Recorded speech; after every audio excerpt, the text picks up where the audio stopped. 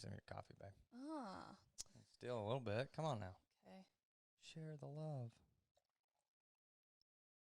So this is how everything goes with Ethan sharing.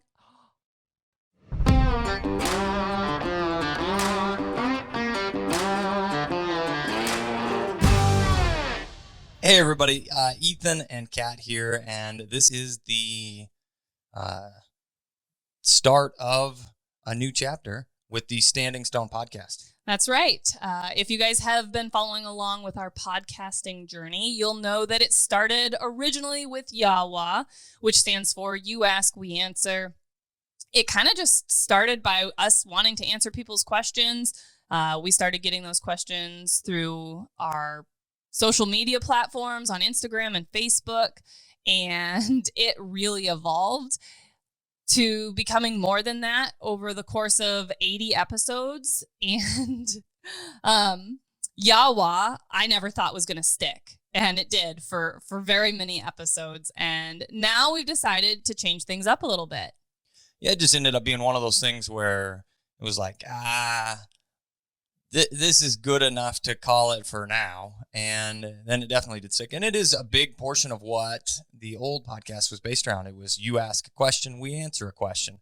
And what we've come to understanding through the evolution is that there are a lot of things that people would, really like to know that we already do know, or have some contacts with some really cool people that we can reach out and have that opportunity to compare, contrast, and spread the wealth of knowledge. Yeah, because that's kind of how the end of the evolution of YAWA kind of stopped, was we started having a few 20, 30 minutes of that beginning talking about a specific topic that we were interested in and then opening it up to questions.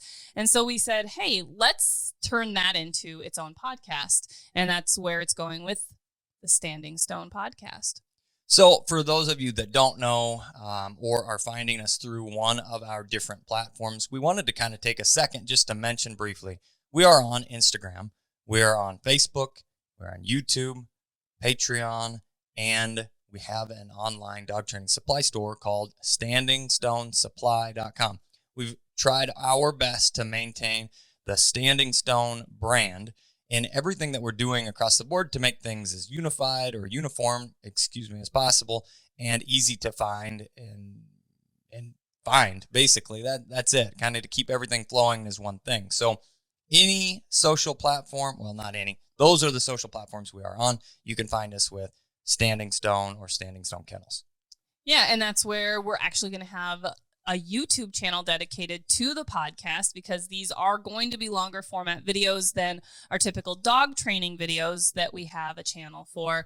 And then this guy, the guy with the pink gun, he does have his own YouTube channel as well. It's been a little lackey lately just because of lack of time to commit, but we should have some really cool stuff opening up this year that's going to make that easier to get back on. Yep, and that's the guy with the pink guns channel. So you can check out all these places. It has a variety of information, whether it's dog-related, hunting-related, pigeon-related, and life-related, because this is what we live and breathe, guys. Dogs and hunting and training and business. So today, we want to share with you a story of Standing Stone. Once upon a time... All good stories start with once upon a time. Yeah, they've got to. And this is a great story. Except for Star Wars that started... in a galaxy far, far away. We happen to be in this galaxy, so it doesn't apply. There you go. But we want to share with you the story of how we got started, how we got into this. I think people have asked this question a lot, and we've sporadically answered it across other platforms. And we wanted to hit on that today as the intro to the new podcast. So neither of us in this industry, and I think that it's evolving, changing a lot from what it would have been in the past. Dog trainers kind of were grandfathered in. My dad or uncle or grandpa was a dog trainer, and so I decided to do it. There's some form of family connection typically in the past. Now, dog trainers of today, I think, are drastically evolved from that point, and because of the fact that there are so many more resources available. at that point in time, you had an uncle to learn from or a dad or whatever. Now you have a huge variety of different online sources as well as books and seminars and all those things. You can learn to become a dog trainer from many more sources. But neither Kat nor I grew up in dog training families. Hunting families, yes. And me, even more so different. I didn't grow up hunting. Well, I didn't grow up bird hunting. And the hunting that I did do was with my uncle and grandpa, and it was a handful of times. So I really kind of took to this after high school, even in my early 20s. This is kind of when we really got into. Yeah, that's right. I snagged him and hooked him and reeled him into all things that I enjoyed, which was hunting. I grew up hunting with my dad.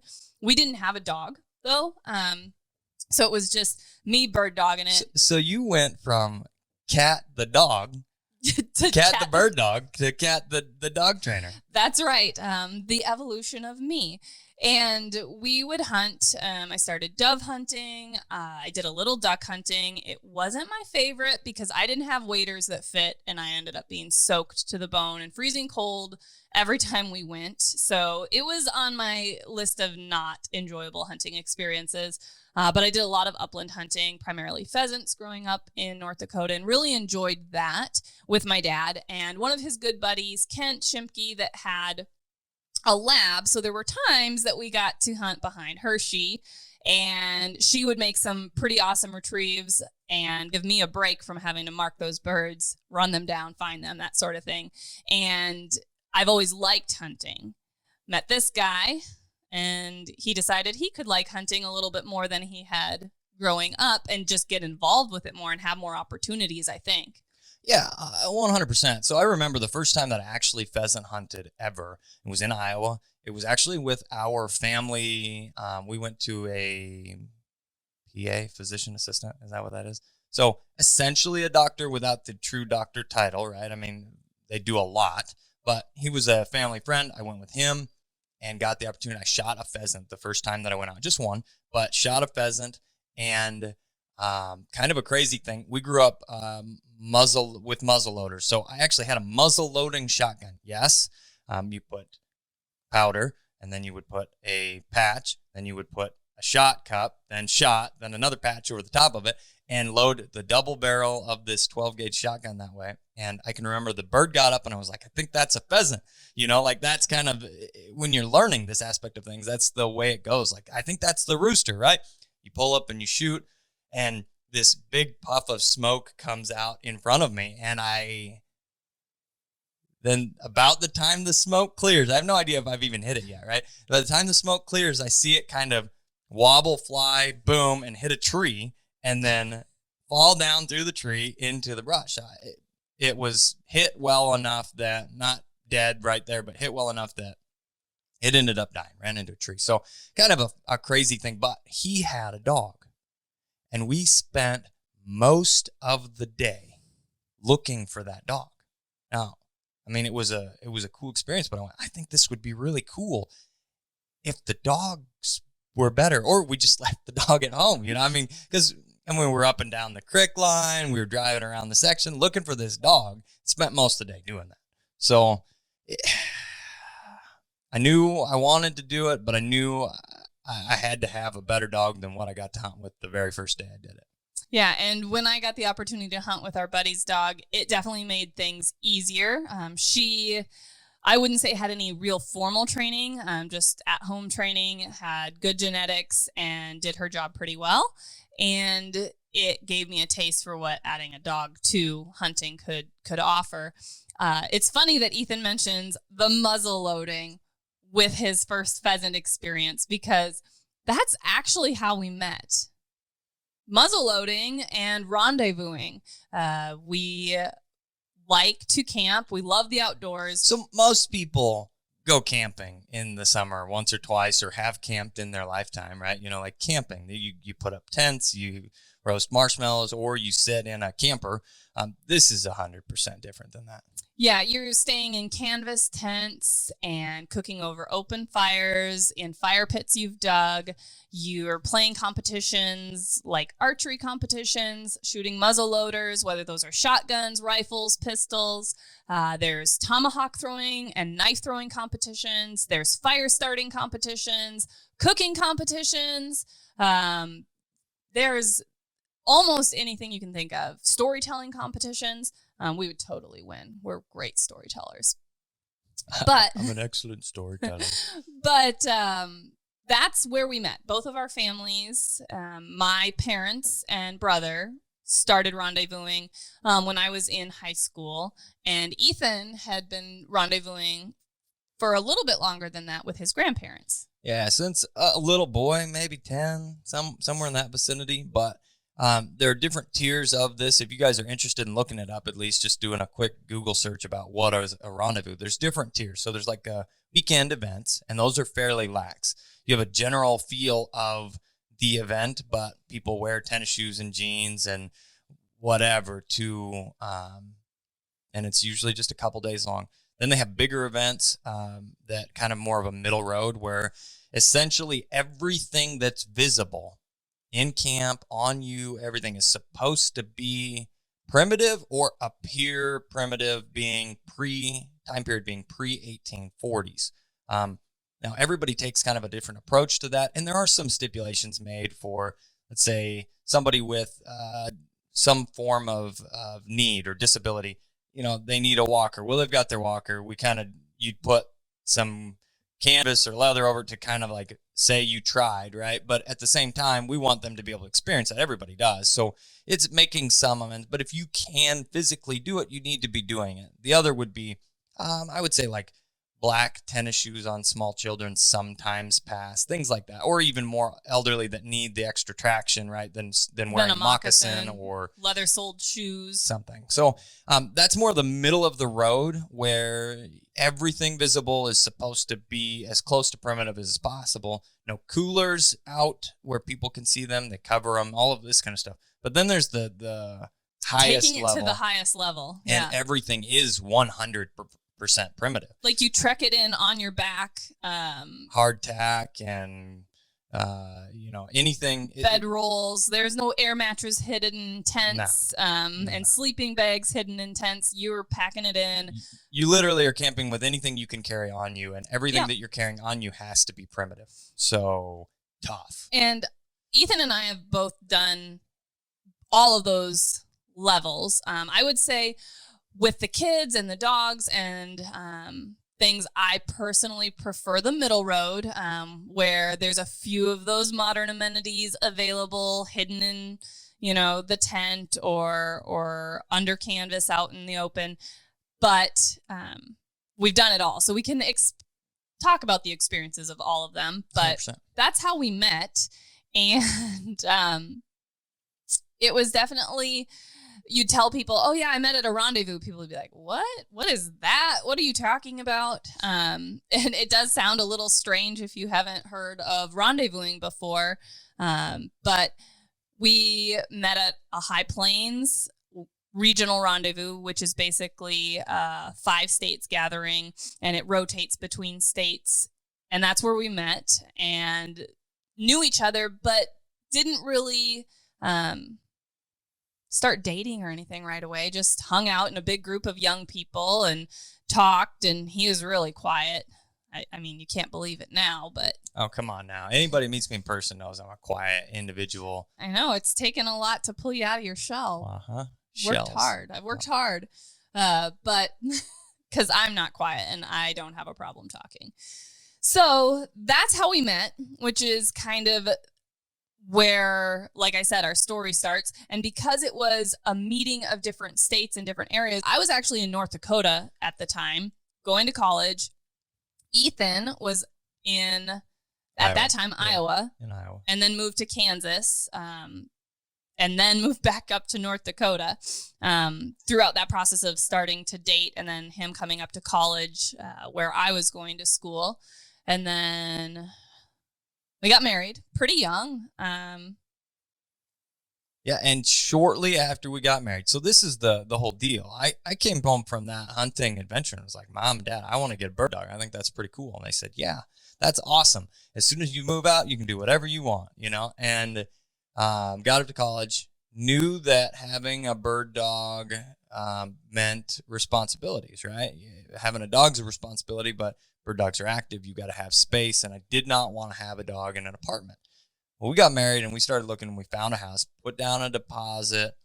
Everything was approved. We had a closing date, all the things. Yep. And then the inspection found some stuff, and then the homeowner was not willing to work with us. Well, in that time period, we went, this will be perfect because we're going to get a dog, and we'll literally have the dog in our apartment for a week before we move. It won't be that big of a deal, right? And then it became a big deal. It became a big deal because we ended up then living in an apartment for 2 years? No, just one more year. Another year, yeah. Roughly. Because even back then, houses 10 months. weren't easy to find within budgets and constraints and things like that. Our budget was small. I mean, we were college students, so pretty small. And we ended up actually reaching out to a trainer for help with Sammy, Crazy Sammy. If you've heard some of our other stories about her, she definitely was a dog that put us through a lot of challenges, cutting our teeth on our first short hair.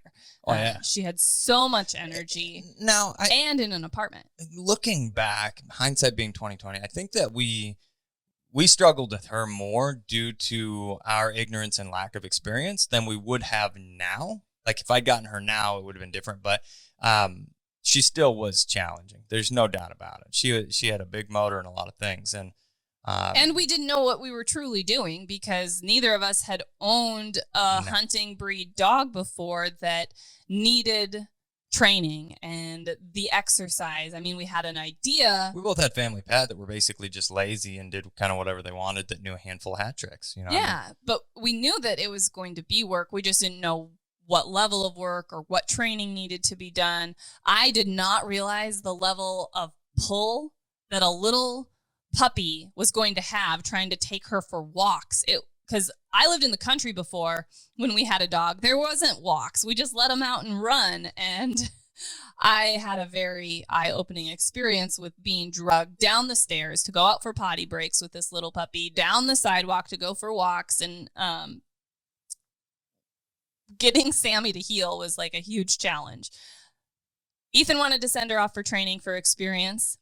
Well, what I ended up doing was getting on the internet, right? Yeah. And looking, how do you train a bird dog?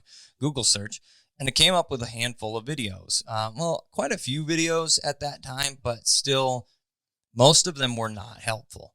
They take and show. This is I found one trainer that had some videos that, like, just watching it, you could go, that doesn't look like the best way to do this. You can tell the dog's not enjoying it. The dog's not interested in doing this. And there's not enough information here to truly show anything.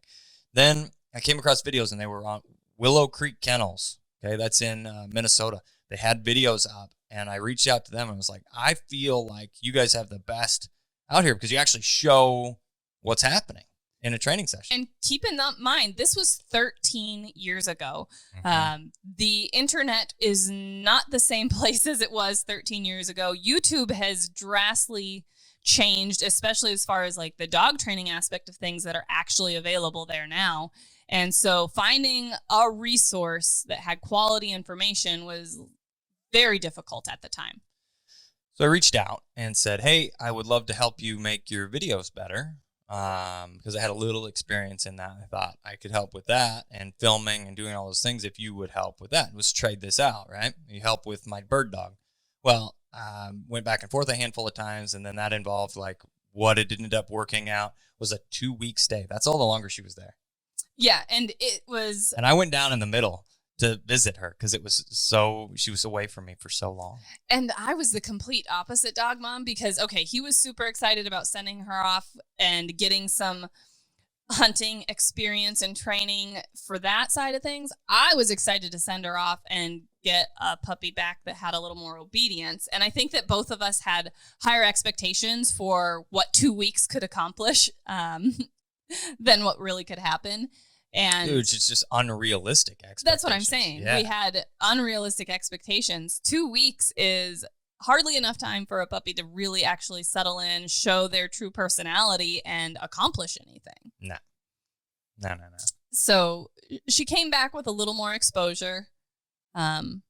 She came back. I mean, she learned some stuff, absolutely, but right, than what we could have done living in an apartment in the middle of town, and it wasn't enough, right? She needed more. Well, that kind of ended up becoming a full-time job. They said, we want to do more of these things, and that's where I went to work and helped with the video aspect of things and some of the other social media stuff and the website, and updated kind of all of those things, which once it got caught up with, there was less of that, and I scooped poop and fed dogs and helped and tried to learn as much as I could. And in that time frame, we actually lived apart for that because I was working and Ethan was working, and we were trying to qualify to be able to buy a home, and you need work history and all of that. So yeah. I couldn't change jobs and transfer with him without having that stable work history for the bank. And so we spent quite a few months apart through that process of getting moved and transitioned to Minnesota from North Dakota at the time. After that, I worked there for a few years. You worked there for about 3 years, and once I finally got moved to be with Ethan and my dog, I mean, the real important thing is the dog here, right? But we got to hang out and be together again. I was working not at the kennel at the time, but I would go out and help Ethan with training and the puppies, which was really interesting to me. I liked being involved in whelping those litters, even though I wasn't working there. I just wanted to observe and watch and learn. And eventually, I mean, small businesses, it's hard. They don't have a whole bunch of positions just to give out willy-nilly to people. But I was able to get a position there, helping with the puppies, learning to train as well, scoop and poop, feeding dogs. You start at the bottom and work your way up if you truly have an interest in learning and training. And so we both were there for a couple, well, me for about a year, Ethan for about 2 years, or 3 years, excuse me. And then had the opportunity to move closer to family. All of my family, majority of my family is down in Kansas, and my uncle at the time owned a couple of grocery stores, owns a few more now. He's done really well for himself that way. And he needed help with the stores. Said, this sounds like a interesting opportunity. The pay was definitely going to be more than what I was making. I was making reasonable, but managing a grocery store is a lot bigger deal. And so we moved down to Northwest Kansas, and after moving, well, and we were planning on, keeping our personal bird dogs, which we had a couple at the time, and doing maybe a litter, seeing how that went, just kind of small time for ourselves stuff, and working with our own dogs because we did like to hunt, and we realized that we did like to hunt with nice dogs. So we were just going to kind of do it for ourselves. And we didn't stay doing it for ourselves. No, we got an overwhelming number of people that reached out and said, oh, hey, you moved down here. We want you to train our dogs. I'm like, well, I'm not really set up or had planned on doing this, but I guess. So that is what started Standing Stone. And people a lot of times ask, well, how did you come up with the name Standing Stone Kennels? And we had a little brainstorm session. Yep. And we sat and thought, what sounds like a cool name that kind of ties, that doesn't 100%. And then we did Google searches to see if there were any other kennels or any other businesses or any other things that also had the same name that would make it confusing to find us. Yeah. Because even back then, we realized branding was important, and being able to find people via the internet is how businesses are continuing to grow. So we're like, well, if we're going to do this, we want the best chance possible to make it successful. And I think that started with having a business name that would be easy to find and not confused with any other kennels that were out there at the time. So that's how we came up with the name. Not super cool story behind it. Not a glamorous story. No, not a super romantic idea. We just started throwing name ideas out there, searching them, and this one felt like it really stuck. Let me some of your coffee, babe. Ah. Still a little bit. Come on now. Okay. Share the love. So this is how everything goes with Ethan sharing.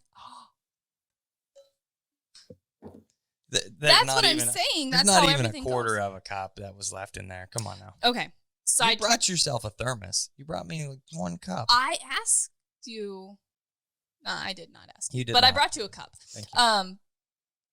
Sidetrack story. We were at a training weekend, and we stopped at a steakhouse, and they had a very limited menu. It was literally a prime rib house. There was prime rib in different sizes. Uh-huh. There was a salad, and you could choose ranch or French dressing. Yeah. And there was a baked potato. That was your options. That was the meal. And then they did have cheesecake for dessert. Uh-huh. Heck yeah. So we got each a meal, and we're like, let's share dessert. You remember this story differently. When do I go out of my way to share dessert? I try and share dessert so that I don't need a whole dessert. Yes. So you thought it would be cool to share, and I was like, I'm going to order one for myself. Literally, I took one bite of that cheesecake, and I'm talking with the other people that were at the training weekend, and I go to take another bite, and the thing is gone. Like, literally. This is a big piece of cheesecake, too.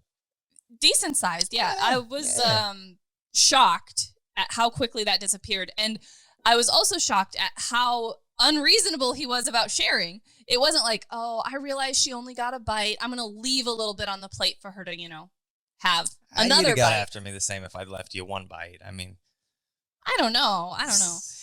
We can't share ice cream. We can't share anything because I get one bite in the amount of time it takes him to finish the rest of the things. So we've learned over the last almost 14 years of marriage how to... how many consommer? What we can share, which is pretty much nothing, food related. And I will specifically get ice creams to put in the freezer that I know he won't like, because that's the only way that I get one later. You get those pints of ice cream. Uh-huh. You put them in the freezer.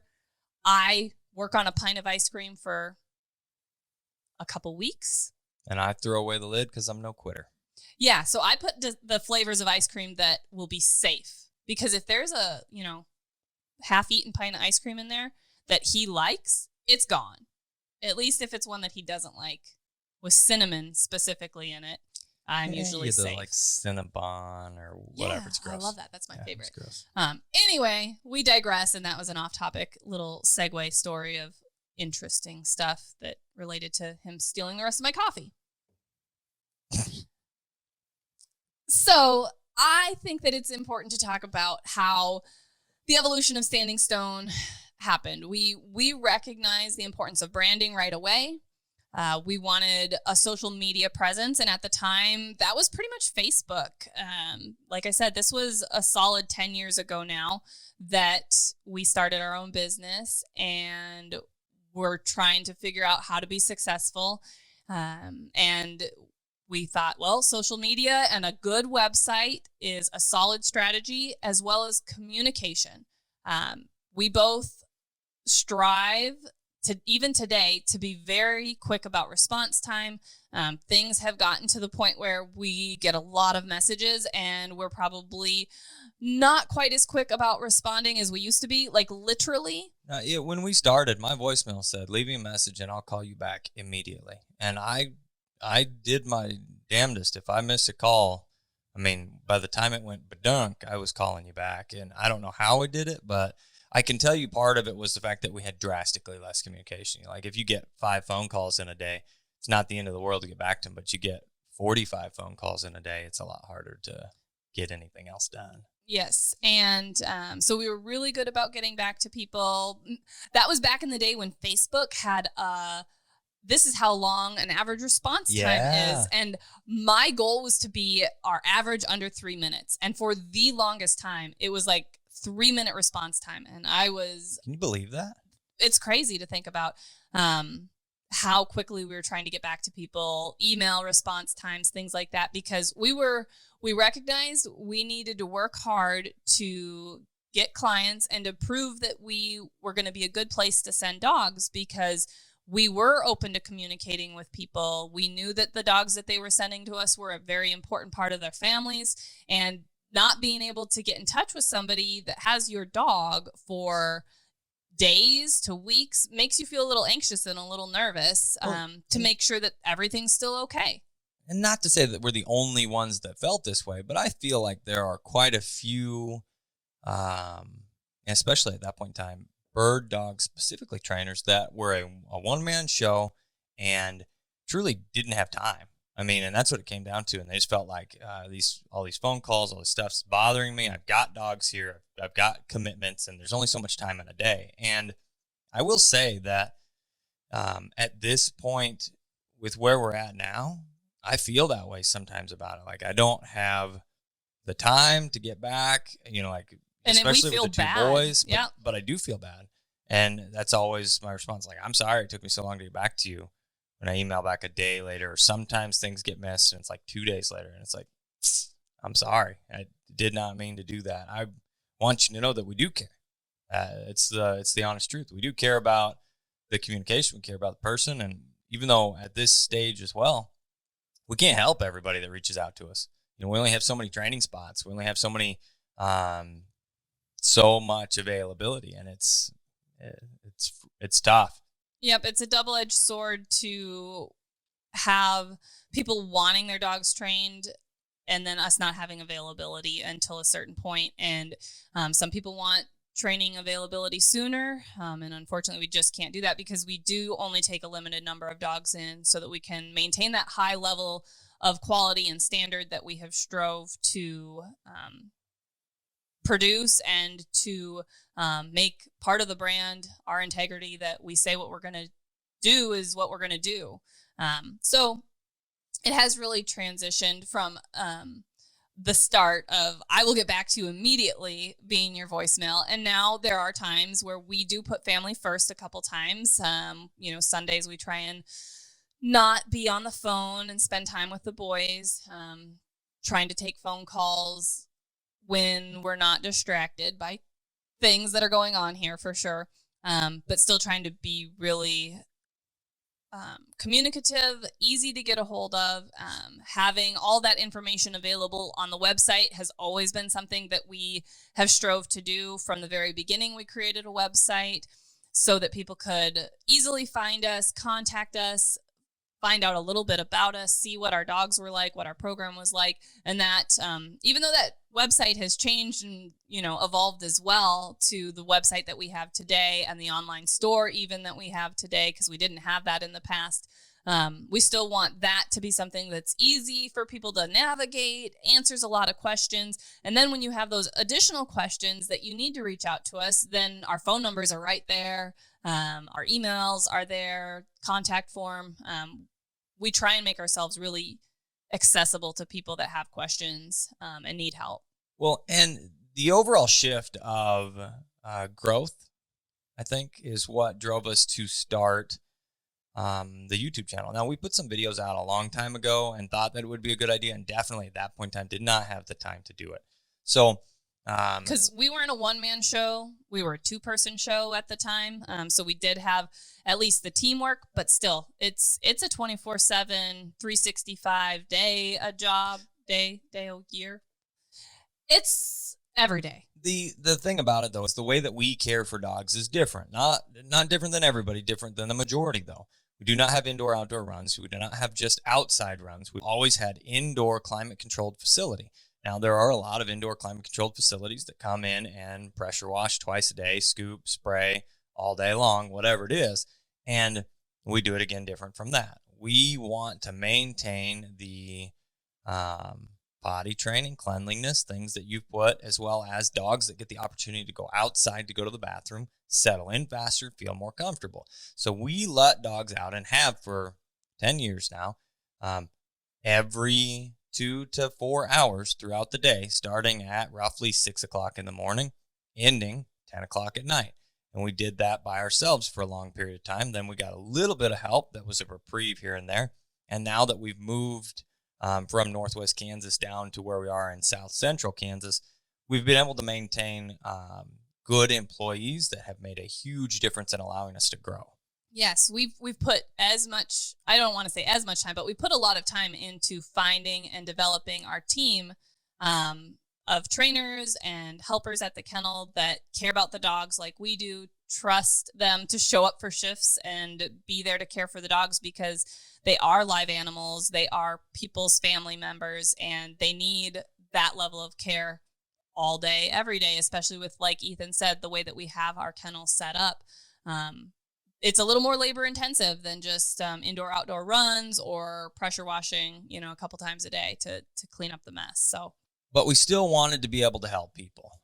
We remember where we were at and how lost we were when we started and wanted to provide something that's readily available for folks to be able to do what we couldn't at that point in time, which is have all of the steps to be able to train their dog, but to do it in the form of a essentially real training session. Most of the videos and actual DVDs or VHS tapes, some of them VHS tapes that were converted to DVDs for some of the original videos that I watched. And all of those essentially show a finished dog demoing what you're trying to show them or have already a good understanding. So it's not true learning at that point that you're watching demo, and demo doesn't teach you what to do when your dog doesn't look like the demo dog. So we've tried to show in more depth what the actual teaching and learning process looks like between us and the dog. Yeah, because like Ethan said, we recognized there was a need for that at the very beginning. I wish that we had a way to continue creating that content from the very beginning. One of the first video series that we put out was our original trained retrieve series from 10 years ago. Go back, check it out. My mutton chops. Looks like such a baby. Oh, yeah. Long hair, mutton chops. It's ridiculous. And it's so funny because we just recently redid that training series because training techniques change and evolve a little bit over time. We want to create some new content for people. And for whatever reason, I was in some stupid mustache phase. So I've got a different mustache in almost every other video of somewhere between like a Fu Manchu. Yeah, all kinds of stuff. Get a kick out of it, y'all. And it's so funny because then we've got 2 trained retrieve series out there now that you just have ridiculous facial hair in both of them. So all right. Try and contain yourself, ladies. In the next 10 years, we'll put another one out, and who knows what shenanigans will be in that one. But I wish that there had been a way. Probably won't have any hair left. Probably. It's not going to take 10 years for that to happen. Sorry. Right, thanks, sweetheart. Yep. And then from the videos themselves came more questions. It, almost snowballed / grew the information monster. And we wanted to find a way to continue to answer people's questions without, having to answer everybody's question all the time because we're running out of time to do that. Facebook, Instagram, emails, all of those messages coming in gets to be where that's about all we can get done in the day is just responding to the media stuff. And we don't want to be the people that don't respond. That's what we've kind of built off of. So we started the podcast, which was supposed to originally just be a short video where we pulled a handful of questions. Well, then we got through and it was like, well, this is a good one. This is good. And then all of a sudden it's an hour-long video. Like, well, maybe we can do this live. People can interact with us. And then maybe, just maybe, people will kind of like that don't want to send their dogs or don't want to work whatever will gravitate toward, hey, I've got an opportunity once a week or whatever it is to ask questions, and that might slow it down as well. It did not. No, it like Ethan said, it fed that information monster. People recognized that there was a source for information and they kept wanting more. And I would like my questions specifically answered about my dog, Zeke. Yep, exactly. And so it just drove that machine to produce more. So we were on a huge content creating, what do you want to call it? Roller coaster. Roller coaster. we pushed out a video a day for a while. Yeah, that was silly. And it was unmaintainable. Unsustainable. Unsustainable. It allowed us to really create a very solid library of YouTube videos, though, which I feel like the more that we talk about it, the more people recognize that it is a great resource, but will understand how it can be used even more. So we have playlists on our YouTube channel.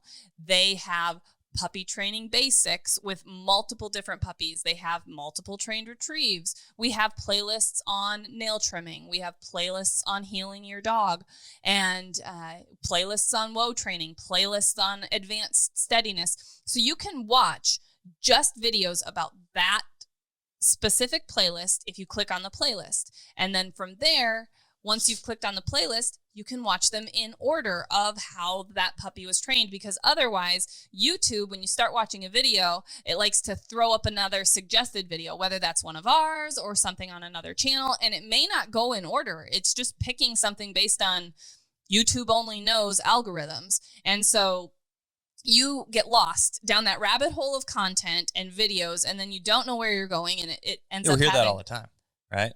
How do I find the next video? These videos don't seem like they're in order. Well, they are. The playlists put them in order, but if you're just watching a random video on YouTube of ours, it's going to suggest another video that may not go in the right order. It may not even be related to the same thing, so it can get easy to get lost. And then if you have a specific question or a specific problem that you're dealing with, or just something you want to work on with your dog, YouTube is actually a search engine. So if you search Standing Stone Kennels collar conditioning, Standing Stone Kennels clicker training, Standing Stone Kennels place training, it's going to populate search results of videos that have those keywords, those phrases, and we do our best when we're writing those descriptions, when we're titling those videos, when we're adding tags, to put things that we feel people are going to be searching for that's going to produce this video in the search results so that they can get help with the questions that they have. And then you'll get, that search result of 10 videos, and they're most likely 10 videos of ours, all about the same very thing closely that we've shot with different dogs in different situations through different training.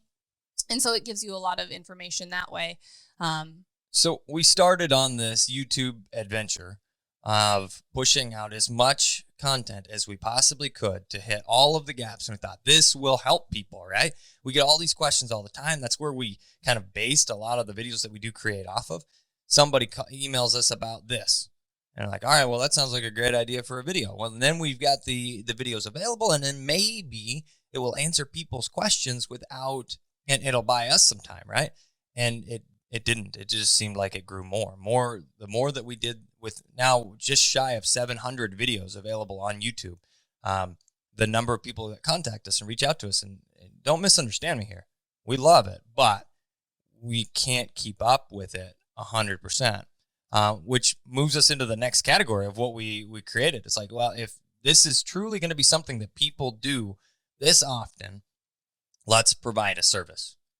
Okay. Then I can, you say monetize it. I can make money by answering your questions, which allows me to allocate time in the day away from other things or slow down something else to be able to say, I am now getting paid for this. I have a huge obligation to these people, and to make it a priority for them. Then it's a priority. So anybody that is looking for help, we would recommend and say, hey, well, this is kind of what it sounds like you're looking for, but if you have more questions, reach out to us here. This is where we put the priority of our time answering questions into. And that's on Patreon. We talked about it in some of our dog training videos on our other podcasts. So that's patreon.com/Standing Stone Kennels. Again, that cohesive brand so that people can find stuff. But then it allows you to... It's another social platform. It looks kind of like Facebook or kind of like Instagram or whatever. But it's set up to be a subscription service. So they take care of all the billing and everything. Yep, which is something that we don't have to think about then, but it allows people to join at the level that fits them, whether they just want to support the free content of the YouTube videos that we put out and these podcasts that we put out, or if they have questions and they want a question message back and forth, kind of like Facebook Messenger would be, or if they need additional help where they want us to review videos or set up live video phone call chat consults, basically to help them train their dogs from home, because we've been there where we had this wild and crazy short hair that we had no idea what we'd gotten into, what to do with it. And at that time, 13 years ago, the resources available were so limited. And I signed up for an email list where the folks would send out a video a week, and that stopped after week 3. Like they just gave up on it and realized they didn't have the time or all we figured out is to help the puppy learn its name. We need more help. And so we were there. We were on the opposite side of we needed the help. So we wanted to find a way to continue helping people from home, because not everyone is in a position to be able to send their dog off for training, whether that's to us or another trainer, from a financial standpoint, or, just can't be away from the dog for that amount of time. Or if they want to send them to us, if we're booked out for a certain amount of time, they can at least get a head start on some things from home. And it allows people to join at the level that fits their needs and fits what they want to do. And it ties really well with the free content on YouTube that we've already created. So when people have questions, I can direct them, or Ethan can direct them to specific videos that will help answer those questions for them. We can watch videos of their training sessions, because you would be surprised, even though we say, hey, these are in playlists, hey, you can just search for these videos. People say that they can't find a video on, I can't find a video on place training, or I can't find a video on a water introduction. And I say, well, believe you me, I've videoed that one. I know pretty much what it's titled. I know how to find it. I know what playlist, sorry, I hit my microphone. I know what playlist that's in, and I can find it very easily and send you that resource directly in a message. Absolutely. So that is where Patreon started and how it has kind of evolved from where it was at the beginning. And it's going to still continue to be a valuable resource for people that need additional help. We're trying to make things more Patreon specific as well. So giving them early access to some of our YouTube videos that will be out, so they get to see those first. Doing our live YAWAs still, even though we're not doing those on YouTube for the public anymore. That's still something that we offer to our patrons so that they can get on, ask us questions. I mean, the first one that we just did with our patrons, it was flooring. It was shocking how many people joined us, had so many questions. It was almost more than our regular lives with the amount of questions that were being asked, and the great questions. Yeah, it was awesome that we could answer for people. So that's something that we're going to continue doing and offering for our patrons. We're looking at some other webinar. I always say that wrong. Seminar webinars. There we go. That we could offer to patrons only, just to make the value for them even more. Yeah. Think about Patreon as a private club for fans, as well as gets you direct access to us. Yeah. And I would say something that gets overlooked from a resource standpoint is our newsletter. Yeah. We have a monthly newsletter, in case you didn't know. Newsletter. Mm-hmm. And it's only not gone out a handful of times, because usually we're really good about getting it out at the a handful of times in the last years. Yeah, like a handful of times over the last 3 years or so. But it gives people upcoming dates and events that are going on. So you kind of get a glimpse at our calendar of some of the things that we want to include you in. Talks about a recap of last month, what's coming up event-wise next month, exciting news, litter announcements, litter pictures, our highlighted videos. It's a great additional resource. If you are a fan of our stuff, you want to keep up with what's going on, I would suggest subscribing if you haven't. Definitely aren't getting spammed from us. We send out at a maximum 2 to 3 emails a month. Usually it's just one. The 1 to 2 additional emails will be if there's some kind of special sale or something happening on our online store. But it's not I scroll through my junk folder and my inbox, and I go, oh my goodness, I literally just got 3 emails from Best Buy Best today. Buy. Oh my gosh, yes. And I'm like, unsubscribe, unsubscribe, unsubscribe. It takes like a month to get unsubscribed from all of these. Yeah, and, so and don't we're feel not scared. doing that. Yeah, don't feel scared to sign up.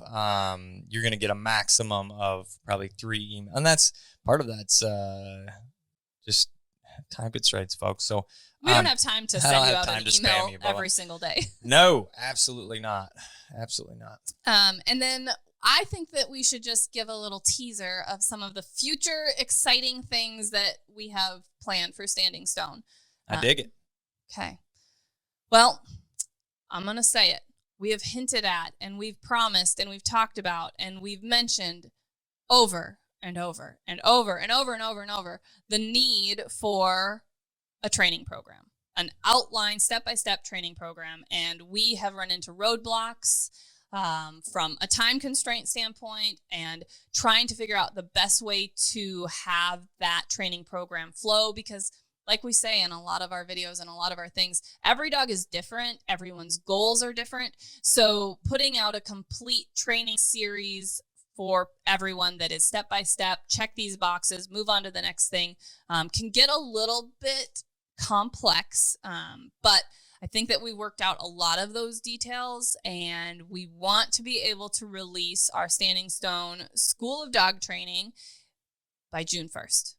This summer, coming to a computer near you. Yeah, because it will also combine with our already out there YouTube videos, but it's going to be in a laid out step-by-step format with instruction, how to know when you're ready to move on, as well as, again, it can pair nicely with Patreon. So you follow these step-by-step things and then you go, it's still not working. What am I doing wrong? And then Ethan and I could watch a video and say, it's just your timing on this one little thing, and then you're going to be golden to move on. And I watched, and this is the power of that additional thing, which is our eyes. We provide that through Patreon right now, but I watched multiple videos, and I'm not calling people out specifically, okay? This is normal. Timing is the most important thing in dog training. Next to that is consistency.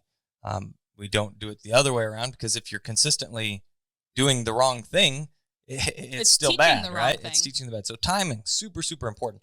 And I'm watching one of the drills that we do. It's a positive pigeon drill, okay? And I watch basically the dog stops and stands still, and then you release a pigeon as a reward, okay? So key being, the dog is stopped. They're learning, whoa, then they get the reward of the bird. If you release the bird while the dog is moving, they're getting rewarded for just running around you, okay? So timing being huge here. I watched multiple videos just this morning where from different people. Yeah, just the timing was off, and the timing was off essentially the same way. So I was able to say, hey, your timing is off. That's why you're not seeing, like, you're questioning why you're not progressing. It's this simple. You don't necessarily know that your timing is off, but we can see it instantly and help with that. Say, hey, you just got to change your timing a little bit, and then bingo, bango, it's done. And honestly, we also have people that video their training sessions, send them to us, and then critique their own video and go, yeah, I made so many mistakes in this video. My timing was off. Please go easy on me. I know I did this, and this, and this wrong. And I'm like, and that's huge. That's a huge part of the learning process. If you yourself can say, I see what I did wrong there. That means you're learning. Yeah, absolutely. And you're going to do better next time. Better all the way around. Yeah. So we're excited about that opportunity that we're going to be able to provide to so many more people, that there's a need for this. We have proven and seen that there is a need for this over years now, that we just haven't had the time with little kids, the business, the other things that we've made a priority. And now we've decided this is the next project priority that is getting our time. So I'm excited about that. We also have this new Standing Stone podcast that is the future of our podcasts for the time being, because everything changes, everything evolves. If you're not changing, if you're not learning, you aren't trying. There you go.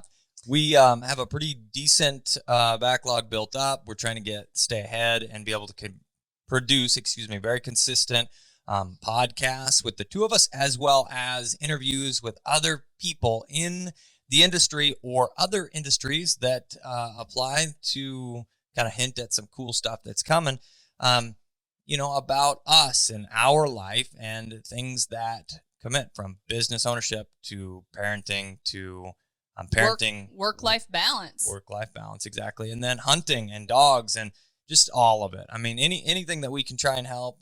There's some things as well that I'm excited about learning.